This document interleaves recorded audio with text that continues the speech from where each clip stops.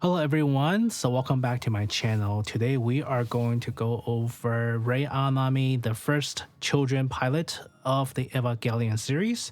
We're gonna go over her kit, her pros and cons, and whether you should pull her. Alright, so let's get it started. So let's take a look at her Rei. She has 3 different skins: normal skin, school uniform, which will be required once you finish the story and the mini games, and she also has a peaceful vacation skin that is obtainable through the battle pass. She is a attacker type character, that is abnormal units due to her being collab characters. Uses machine gun with 300 ammo capacity, 2.5 reloads, and 5.57 attack damage.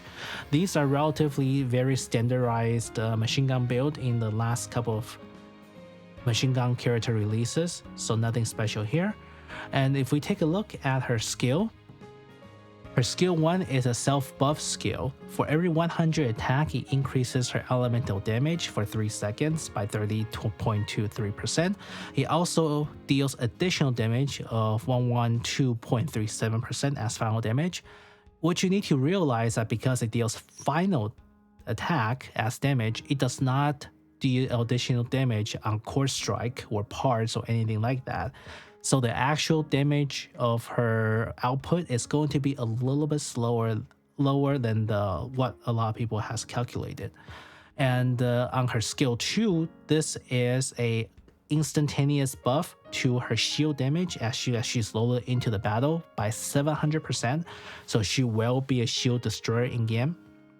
And at the same time, she also buffs her fire code allies attack by 25.03%.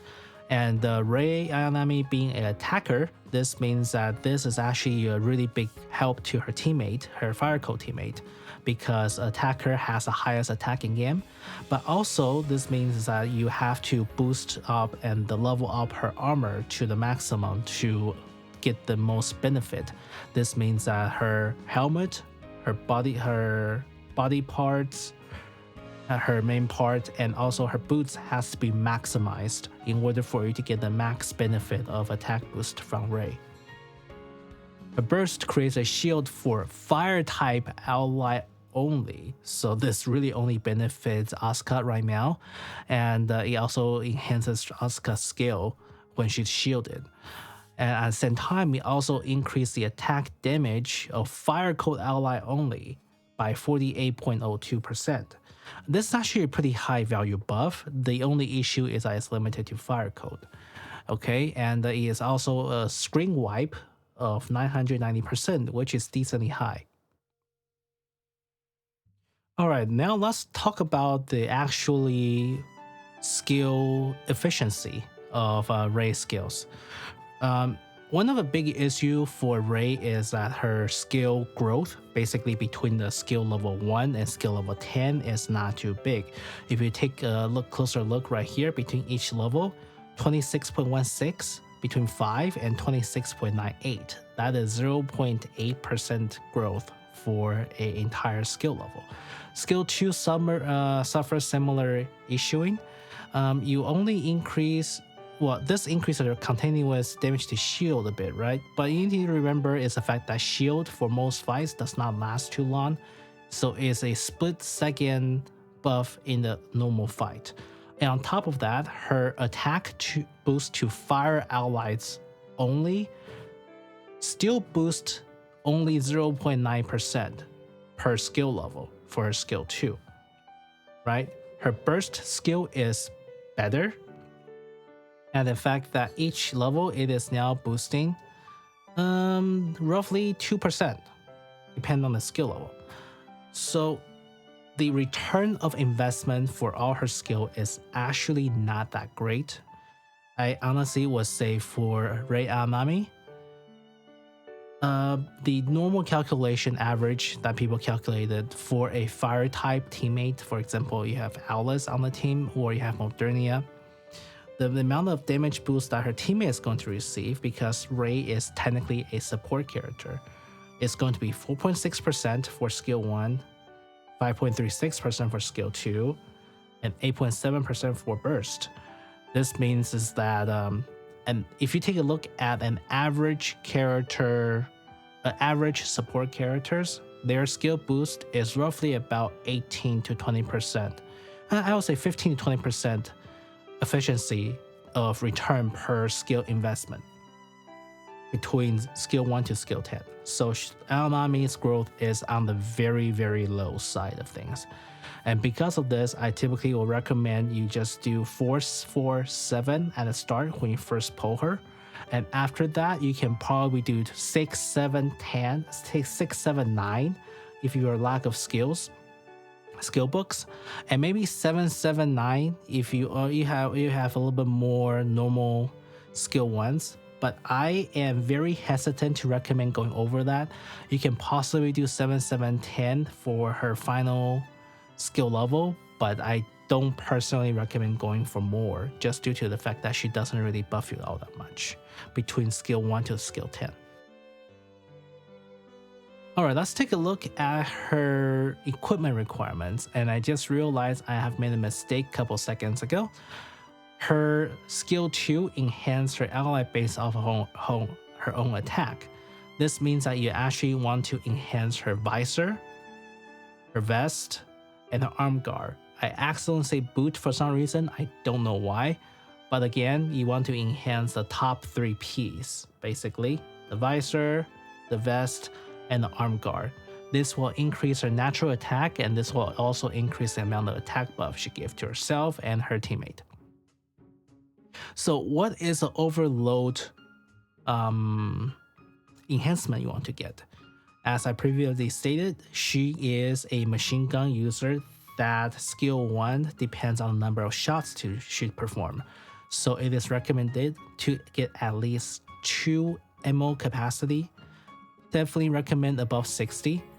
And the third ammo capacity also doesn't hurt. I will also say that it is probably an easier enhancement to get while you're trying to look for attack and elemental damage. And on top of 2 to 3 ammo capacity enhancements, you also want to get 2 attack and 2 elemental for a total of 8 enhancements. I typically would recommend you sticking to 7 to 8 enhancement for a non-meta damage output so that you can save some stones. You can try to split the difference between 2 attack or 2 element, or 3 attack, 1 element, 1 attack for a 3 element. Just depends on what you want to do. You don't have to get it perfect, where else it's just going to be a very, very big stone drain. So the next question is whether you should pull additional copies of her. First of all, we need to determine what her role in the game is. She is indeed an attacker type, but at the same time, she's not exactly a role of an attacker on the team. In fact, she is a buffer for her team. If you take a look at her skill kit, she doesn't really have too many strong elements as her actual attack boost for herself. She mainly buffs her own ally. For example, her skill 2 buffs her allies' attack during burst, and her skill 3 increase attack damage during burst. What we need to realize is that, first of all, the skill 2 only increase attack, which gets diluted quite a bit in the long run, which is also why it's a very low return skill investment. And at the same time, her burst attack damage plus maximum 48% at level 10 is great, except for the fact that this only applies during her burst. So this is a big trap. If you're not careful, you probably want to pair her up with Asuka or Alice. Asuka and Alice's main damage comes from the fact that during their burst, not during other characters' burst. And the only character that really suitable to be used with Rei is Modernia, because her highest damage phase is not during her burst, it's actually when she's off burst DPS. So this actually fits pretty well. In fact, if you take a look at her general support possibility, she gives 22.6% buff to Asuka's damage, 22% buff to Alice's damage, and 32% buff to Modernia's damage. So she is best fit and equipped to run with Modernia. And on top of that, when she's pure Modernia, because she only buffs Modernia, Modernia does not buff her, Rei is only about 60% of the damage output in a normal rate. So if you put on consideration additional copies of Rei at 60% output of Modernia is really not that high and not that good of investment. Your money is probably better spent on pulling other DPS for your team. All right, lastly, let's talk about her teammate. And so because she is machine gun character, she is typically working best with characters that can help with her reloads and help her out with just a general attack buff instead of piercing buff or a core damage buff, because machine gun typically isn't great at it. This means that they are actually best partnered up with bunnies most of the time. However, that doesn't mean that you are limited to bunny characters. You are also Crown, being a super buffer, still provide one of the highest support in the game, even if they are not the ideal buff type. Crown and Naga combo is just so busted that they still perform really, really well. For her burst 1, almost anyone works. In this case, leader works, volume works really well. Dorothy is kind of Dorothy doesn't work well because Dorothy wants the opposite of what you have on a machine gun team, which is additional ammo. And also, let's see here. D-Wife kind of works, but she is one of the lower resort because D-Wife really only buffs on piercing and for snipers. She will work in a pinch, but then most of the time, I would say leader is probably their best bet. So on top of Crown and Naga and the bunnies, Tia and Naga still works in a pinch as well. They may not be as ideal, but they still work. And the lower alternative that you can use as of right now, because being released, Marie still works. She does not buff as well as a Crown, but she is a pretty decent burst 2 character. The issue using Marie as burst 2 for Rei is the fact that Marie technically buffs piercing the most due to her skill kit. So while she works, she is not the most ideal. In fact, if you compare Crown versus Marie in a normal fight, Rei will actually deal roughly, I would say, 40% more damage with Crown than with Marie. So there's a pretty big gap available. If you do not have Marie, but I do recommend to play this one version. Rosanna also works as a lower tip substitute. Not recommended in general, but she will work in a pinch as well. If you do not have a good burst 1 character, you can also still use this Dola as well.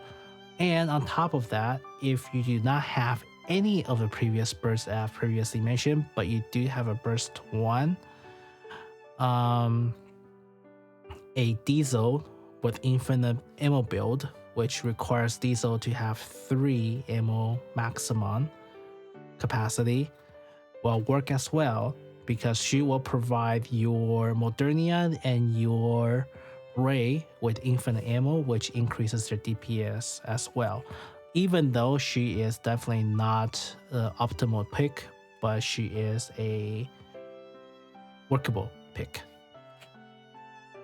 Lastly, if you need healing and you do not have Crown, the bunnies, or Nagas, you can actually use Helm as burst 3 as well, because you do want to keep your Modernia off of the burst rotation, and Helm's capability to provide lifesteal as her burst skill to everyone as a burst skill will actually greatly help with the survivability of your team.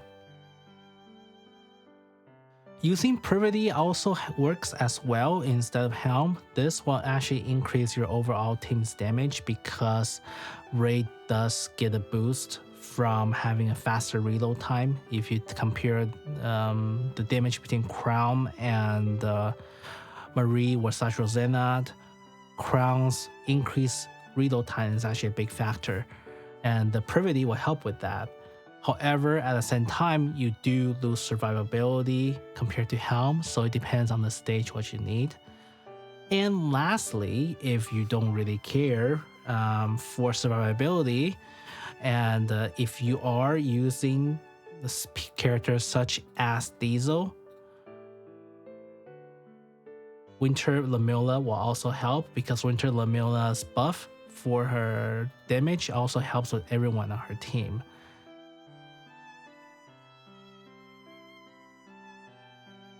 Alright, so in conclusion, should we pull for Rei Ayanami? I would say it's a definite yes. I would strongly recommend anyone to get at least one copy of her being a very limited characters, and she also provides a very, very good buff to Modernia.